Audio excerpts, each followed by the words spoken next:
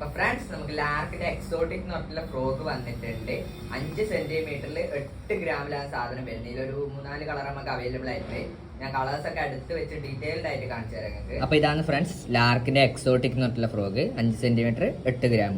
ഞാൻ കളേഴ്സ് കാണിച്ചു തരാം. 3 കളേഴ്സ് നമുക്ക് അവൈലബിൾ ആയിട്ടില്ല. അതിലിത് ഫസ്റ്റ് ഒരു കളർ, ഒരു റെഡ് ഹാൻഡ് വൈറ്റ്, ഒരു ബ്ലൂ ഐ ആയിട്ട് വരുന്ന ടൈപ്പ്.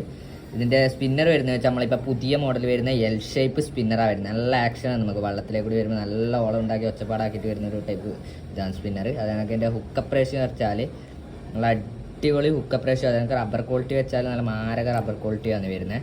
റബ്ബർ ക്വാളിറ്റി ഞാൻ കാണിച്ചാൽ നല്ല അടിപൊളി റബ്ബർ ക്വാളിറ്റിയും കാര്യങ്ങളൊക്കെ വരുന്നത്.